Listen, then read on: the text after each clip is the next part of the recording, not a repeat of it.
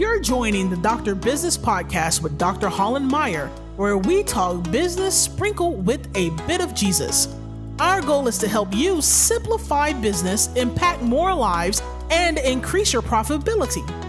By sharing the stories of influential doctors from various specialties, we help you get creative in connecting with your target market, increasing your exposure in the community, and collaborating with local providers so you can reach more people and avoid burnout. Thanks for tuning in, and we're excited to help you navigate success in your doctor business. And now your host, Dr. Holland Meyer. And welcome back to another episode of our podcast. I'm Dr. Holland Meyer, along with Dr. Rosemary Batanjski. Thanks so much for joining us, Doc. Hey, Holland, I'm glad to be here. I finally connected with you, and I'm excited about this. I've listened to your last couple podcasts, Awesome. And I'm excited. Awesome. Well, I'm so excited, too, because we don't know each other just yet. However, what I do know about you is you're known for your infectious personality and your heart of gold, and you've got a heart to serve your community and your profession, and you're doing so many great things. So thank you.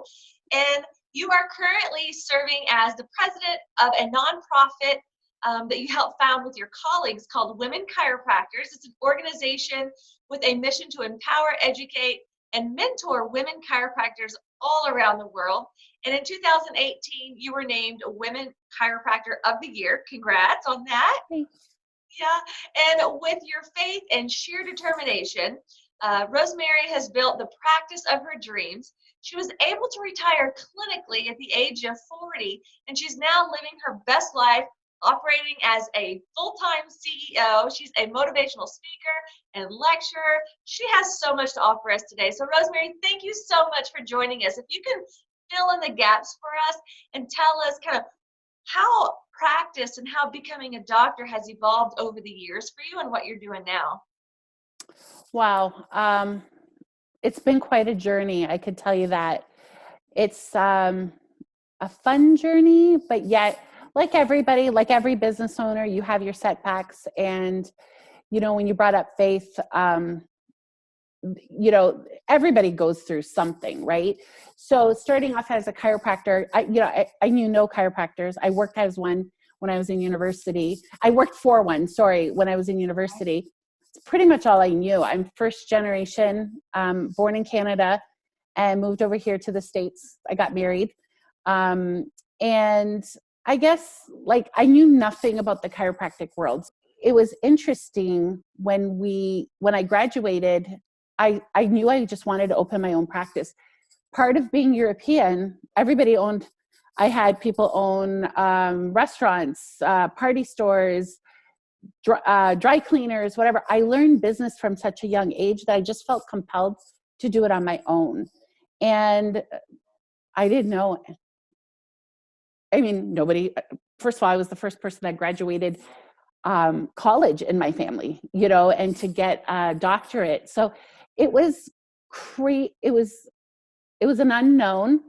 And I know that you had sent me some of the questions on collaboration with others, and everything. I was hungry for business. I could tell you, I told you right pre-show, I was a great chiropractor. And I know I still am, even though I'm not hands-on everyday practicing, but I'm more hungry, and I'm like, business is my thing that makes me excited. Even more so now, especially where I realize that a lot of our colleagues struggle in business, you know? So I was hungry. Like, I got to know, my neighbor was an OBGYN. My other neighbor was in my building was a dentist. So instead of sitting at my desk, I would literally go and plot myself at their lunch next. Okay, what's your overhead? What are your salaries? How do you pay your docs? How do you pay your associates? And so I just was hungry. I was always hungry to learn. I read every book possibly, and I continue doing so. Awesome. Well, I'm excited to really dive into the topic of business with you because that is your passion. You're great at it. And unlike most doctors, I think, all kinds of doctors, we're doctors that kind of get shuffled into this ownership of a business. whereas you operate as the CEO of your business. And so I want us to wrap our head around some great key concepts and knowledge that you're going to deliver today. So thanks so much for being here. I'm super excited. So what is one of the best investments that you've made in business so far? One of the best investments is in my team. Okay. I truly believe in paying properly. I value my staff, and you start out small. You keep your overhead low, and then as you grow, I can honestly say, in my area, even my office manager, my operations manager, my associates, they are paid probably above par than our colleagues or even other dentists or whatever in our area. And part of that is I'm dependent on them as now a retired clinician, that I'm not delivering the goods right now. I'm dependent on them for my lifestyle. Right. So that's my best investment, I guess, is constantly training, constantly communicating. That's the fundamental foundation. There is not a Monday. You can't catch me on a Monday. Monday, I devote my time to my team. I start going in and doing that's the only day I really go in the office, but I call it my A-team meeting. And for 2 hours, operations manager, the associates, my insurance manager, we meet, and it's not really talking chiropractic. We're talking business. Awesome. And we're communicating. So the best investment is treat your staff right. Out of 22, there's 22 of us, including myself. So out of 21 employees, I have over 10 employees that have been with me for over 9 years. That is incredible. And that's what I pride myself on. Yeah. So I'm going to go off script already here. So, because I have a lot of people saying, yeah, that sounds good, but what is your process of finding good people? Oh, I just told you before the show, I just found another good person after months of searching. Stick with your core values. Don't settle. You can write it out, even if you're a one-woman show. We've had some not hardships, struggles. Our practice is growing, and people think that as you grow your practice and you're seeing more people, you're supposed to add more staff.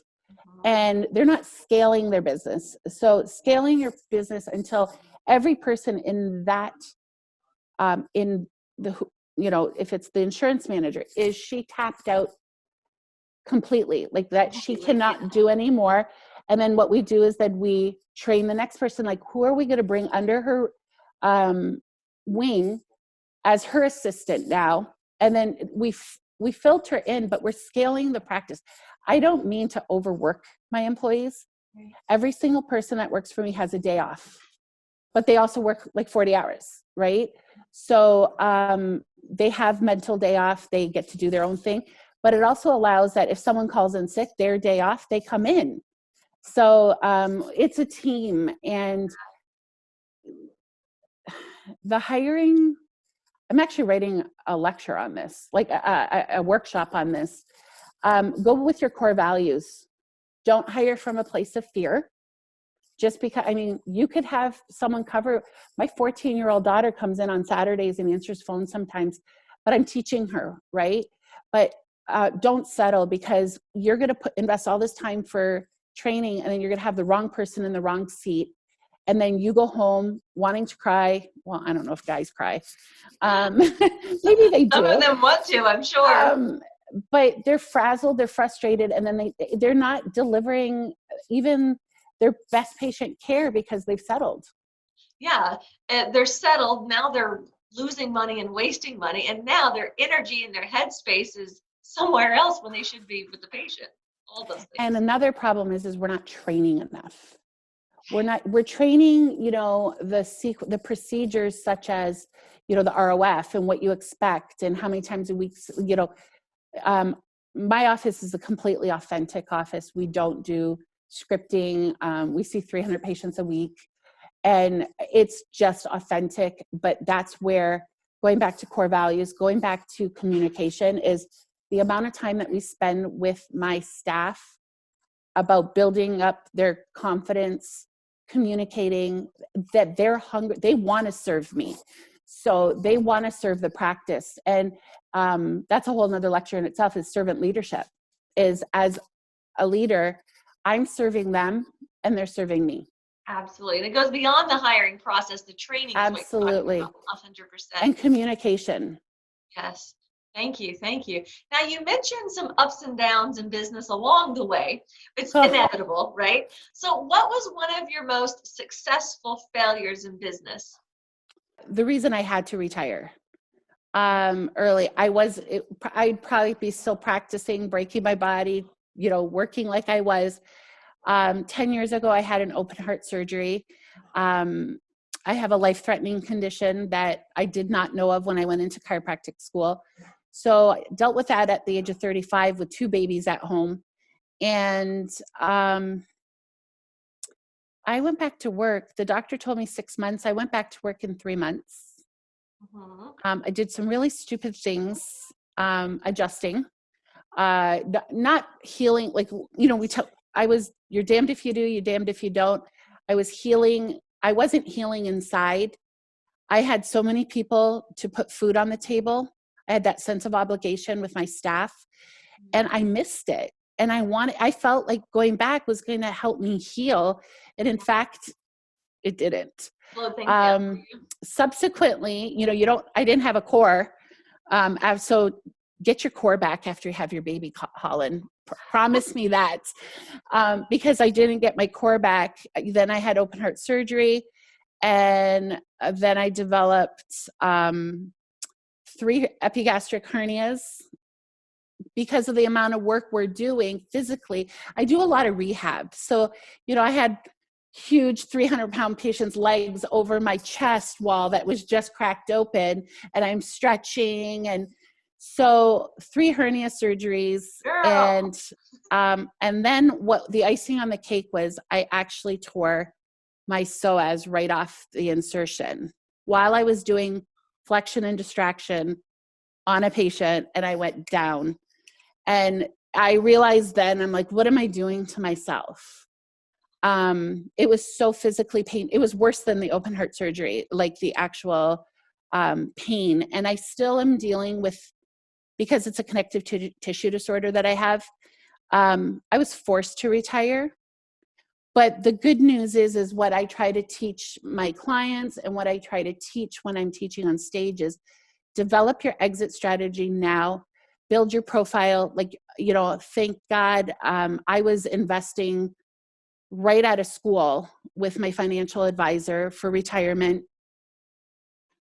I thank my husband for that, because I think if he didn't do all the financial stuff, we'd be poor, because I like to spend money. But I developed an exit plan early.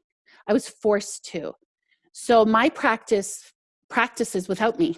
I go in there. It's a hobby to me at this point. I do more for women chiropractors in a week, probably 20 hours a week for women, and it's volunteer work. And I do more for my church and charities that I work for than I do in my practice, but it's a well-greased machine. And that's what I tell everybody. Create a well-greased machine. I love that, because so many people, whenever we get into practice, and even while we've been in practice for so long, our exit strategy, oftentimes, maybe I thought about this when I left school, but not now, but like the exit strategy is selling your practice, and it's not. That is not. I think we have a misconception as to what that might actually mean for people. And then they get to retirement age and they're like, oh crap, like what am I going to do? What are some tips you can give people just real quickly? I know you could talk for hours on this. Oh my God.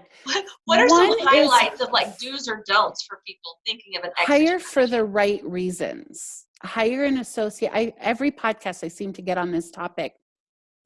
Hire for the right reasons and mentor. Right now, I could tell you, everybody that are coming out of school, pretty much, they couldn't afford my practice, right? I don't even think 2 going in could afford. And then with the amount of student loans now, they couldn't afford it. Right. And so because I created my own little legacy. But in doing so, I found, I hired for the wrong reasons 10 years ago, 15 years ago, when I first had my associates. And I wasn't there. Like it was like, I hear many people they hire and then all of a sudden they're going to go play golf. They're going to take a little vacation. They're going to spend some more time.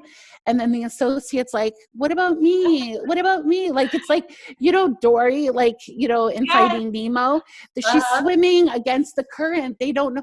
They're just left to serve. But then you get an associate that's killing it, Holland, like totally doing so good. Right. And then all of a sudden the owner comes back in and is like, they're paying all this money to the associate. Resentment starts. Mm-hmm. Resentment starts. And then the practice owner is saying, she's making more money than me. And then they cut back and they peel back and then that associate leaves, right? Yeah. You see that all the time. Yeah. The associate's like, well, shit, I can go do this on my own. Right. Sorry. I hope my mom doesn't listen to this because she yells at me every time. So they leave. And then you're left with nothing again. And then you're left scrapping the pieces again. You have anger, resentment. You're stalking them on Facebook because, they left you, they abandoned you. So I really think hiring from the right reasons and mentoring, because some people, like my two associates, they don't want to own a practice. Right from the beginning, that's one of my hiring questions is where do you see yourself in 5-10 years? And if they're just saying, I want to work, I want a good paycheck, but I also do profit sharing. I'm giving them a piece of the pie, and it's a nice piece of the pie. And a lot of people don't, we nickel and dime. For every 10 patients, new patients you bring in the door, I'll give you this much. No, we are straight salary across the board. And then at the end of the year, you get a really nice fat Christmas bonus. And then by the first quarter, when we realize what we did profit-wise, you get a really nice profit sharing check. Mm-hmm. And they feel that they own the practice. Right. And they feel that they won't and then the longer they stay with me, that profit sharing margin gets bigger and bigger and bigger. I mean, it's a hard check to write out, right? But they deserve it. They actually deserve it. So I'm going to go off script here because profit sharing is becoming more and more, it's becoming offered more and more in the chiropractic realm and just in healthcare. However, so many chiropractors have no idea the terminology used in business outside of chiropractic. Can you share with our listeners what is profit sharing exactly from the business owner's perspective and then also from the associate perspective? So there's different things. There's profit sharing where you have to split a piece of the pie to everybody legally. Like every state's probably different. And from an income tax standpoint, if you do true profit sharing, then everybody gets a piece of the pie, which in a way, a lot of my employees do with their bonuses and or profit sharing.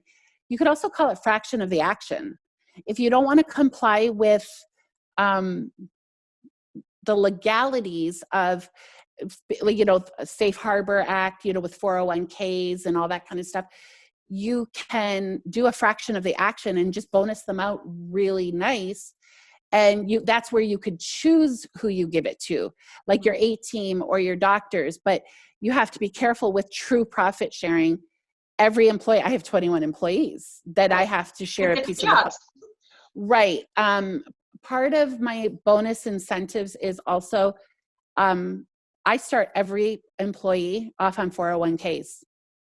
I try to teach them to invest. So my single moms that are massage therapists, I have a financial person come in, sit them down. So if they put 3% of their paycheck in, I match 3%, and they're with me for 10 years. They grow, they see their little pot growing. And then I feel as a business owner and a mom and a mentor that I'm doing good by them, that I actually at 23, this single mom is going to have retirement because of me. If she, not because of me, but because I taught her to save. Mm-hmm, mm-hmm. So there's a lot that you can do, and I'm happy to talk to people, but talk to your account. You have to have the person that you have to have for financial success is like, we have our dentists, we have our eye doctors, you have to have a tremendous bookkeeper, accountant, and a financial advisor. and that they work together, that they communicate together. Every time I meet for my strategic end of year in October, I plan for the next year. How many raises am I giving? How much money do I have for end of the year draw for myself, right? Yeah. I talk to him like, can you call Adrian, my financial guy, and make sure this is all kosher? Like, where can I put my money? So make sure they're communicating, because like I said, at 45, I cannot believe the level of comfort I'm living without working, Right. without truly working. Exactly. And I love what you've built. And so for our listeners, listen to this woman. She knows what she's talking about. She's living her dream out. Stay tuned, because I have some stuff. I will drop some hints down the way. I have some definitely things working in the background to teach people this. Cool. Awesome. Yeah. Well, then we'll be sure to get your contact information at the end as well. And I just love the profit sharing model, because as the business does better, the people involved in profit sharing make more, and it's a win-win situation. And we're a family. We're celebrating these victories. We're talking, and they know by September if we've hit profit sharing. Right. Yeah. They know, because they have ownership in the company and how well it does. Yeah, we're talking by September, October, how many, like it comes down to like an extra $5,000. It could come down to a few dollars, which means get those people collecting at the front desk, collecting copays, get the billing, whatever it is, don't let people cancel. So then everybody's working to a common goal. That well-oiled machine. The well-oiled machine. Because everybody feels valued, not only personally, but in their pockets. Yes. Yeah. I love it. You're speaking my language, girl. All right, I'm going to switch gears just a little bit and move on to connection, exposure, and collaboration in practice. Okay, so when it comes to connection, what are some ways or techniques that you and your office have been able to connect with your target market to bring in new patients and retain them as well? So I can tell you that in 20 years, I've never done a spinal screening. I don't know how people will feel about this. It goes back to core values and reputation. I made every one of my employees back in the day read like the Nordstrom book on customer service. Okay. So one of my biggest marketing techniques or gimmicks or whatever you're going to call it is in-house marketing. Nurture, make them feel like you rolled out the red carpet. I really feel that everybody knew that, we would spend 10 hours a day there, 12 hours a day at work. If you're spending that much time at work and your employees are, everybody needs to be happy. Everybody needs to feel the juju when you're walking in. And I tell you, like, still to this day, we do, if I showed you my marketing budget, you would be shocked. Okay. We average about 50 new patients a month it's all internal. So what kind of things are y'all doing internally? What are some things specifically that you can kind of leak out of things people can implement? Authenticity, asking for referrals. We're a big family-based practice. I am big on community. I don't go and set up a health fair or anything, but I support the community. So with our chamber events, if it's like a wine tasting thing, my staff will go and serve the wine. And then they're like, hey, that's my chiropractor, So we actually serve the community instead of expecting like people to come to our table or, we do movie night in the park at our local, I treat the fire department. I treat the police department in our city. And so we support them because they do a movie night in the park. So I'll bring popcorn. And we don't establish a table or anything. We literally go and visit and they're like, hey, that's my massage therapist. So I really believe in serving your community. Get involved in your community. Go to your kids. Like I did a lot of rehab. So my practice really grew huge with all the teachers in our area because I started just before I had kids. I was in practice 7 years before I had kids. On a Thursday night, I would go to the football game with my husband. And then on a Monday night, I would go to a basketball game. a high school or a middle school. And then people are like, hey, that's my chiropractor sitting over there. You know, they knew I didn't have kids. They knew I just went and supported my community. Yeah. And now I'm, you know, my last name is really difficult to pronounce. My practice is called Complete Care Chiropractic Clinic, but I haven't practiced now going on my 6th year. People still call and say, I want to make an appointment with Dr. Rose. And so I've branded myself, and I'm not even in like clinical practice anymore, Right. for my community involvement and my support. So I also believe in charity work. I sign up for committees, like I'm on Michael J. Fox's Parkinson's, Team Fox, Make-A-Wish. You know, I go and do the actual work, sign people in for registration, hand out waters. I still do that. And I expect we do soup kitchens 3 times a year. Wow. So I feel that because we're fortunate, our marketing comes from, we're blessed. My whole team's blessed. We're growing. They know we're growing. So I pay it forward. And I actually think that's the best marketing possibly. Beyond, you know, I could spend money and you know, whatever, or Facebook ads. My Facebook is completely feel good Facebooking. It's connection. It's not for lead generation for my clinic. It's literally who we are. What did we do on the weekend?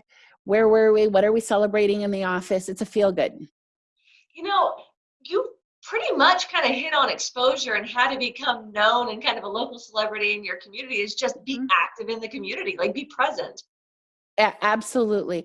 And show that, you know, people are paying. So I try to support every mom that owns a business in my practice to buy from them, because they're saying stay-at-home moms, be it Young Living, be it, you know, they do sell.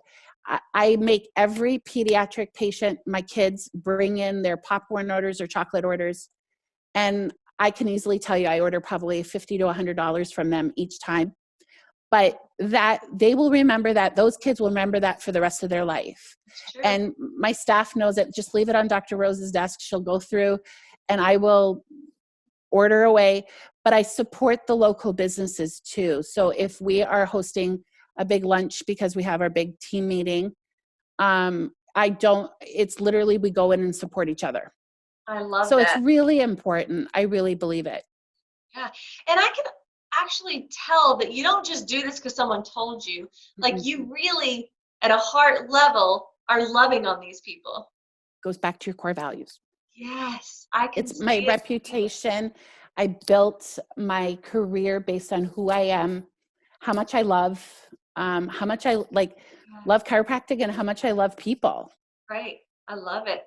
Now, and whenever it comes to collaboration with your practice, I can see how like the Women Chiropractors and the massive collaboration that goes on inside that with your speaking and everything. How much have you had the opportunity or taken advantage of the opportunity to collaborate with doctors in your area, healthcare professionals, whether it be chiros or outside your specialty, and how's that served your practice? So growing up, I'll call it, Okay. I made it a mission. One time a week, I went out with a professional in my area. Okay. Because I was involved in I did get involved in the chamber in the beginning, and, you know, BNI, first 3-4 years of practice, I literally hustled. I called them and I said, I want to take you out to lunch. Listen, I didn't know if I would have groceries for me and my husband in the beginning, but I took the gynecologist next door out so I can pick her brain. You've been in practice this long. Everything I learned from the dentist, it wasn't just chiropractors, because I felt like all the chiropractors around me, I was doing better than them, only as a newbie. Yes. And I was like, well, wait a sec. They're asking me what I'm doing.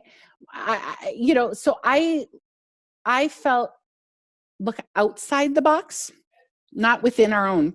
Exactly. And I didn't feel the support within my community. I remember going to my district meetings. We have I'm in Michigan. We have a huge chiropractic, association. And I would go every month, every single chiropractic meeting. And it was in the basement of this Italian restaurant. I felt like it was like the mafia. And there was only one of our founding board members, myself, and another female. And I can tell you, every time they would say, whose wife are you? Or are you so-and-so's office manager? And, I would want to scream and cry inside thinking, you damn well know who I am. Wow. And so, but I went to every single one. I didn't give up. It's grit. I really believe in perseverance, and I listened to everything that was taught. And I was like, I don't know how old you are, but go gadget ears. Yeah. Like I had those like sensors. So I'm talking to you right now and I'm listening to them talking about taxes and whatever. And I'm like, I'm going to go and ask that guy, what was he meaning by that? I was hungry. So I learned everything I can, but I can honestly say too, I had a cousin that's a financial advisor. I would text him. I need to know what to do. Like I'm going up in the next tax bracket, what do I do? So collaboration is key. Having your A team, like your social media person, and maybe you do your own social media, but who are you learning from? Right. Mm-hmm. Maybe your accountant, it's your state association. I really support the state associations. I know there's a lot of people, there's politics and but they're there for a reason. So having your actual A team or your dream team of people that your pillars of success, I really believe it's important. Awesome. I love that. And that's what this podcast is about too, because we have all different kinds of doctors that we're interviewing on this podcast so that we don't just operate on our own little island of how every other chiropractor has ever practiced. Yeah. So I love that. All right. So now we're going to enter the fire rapid round. Are you ready for this? I'm not good at this, but yeah.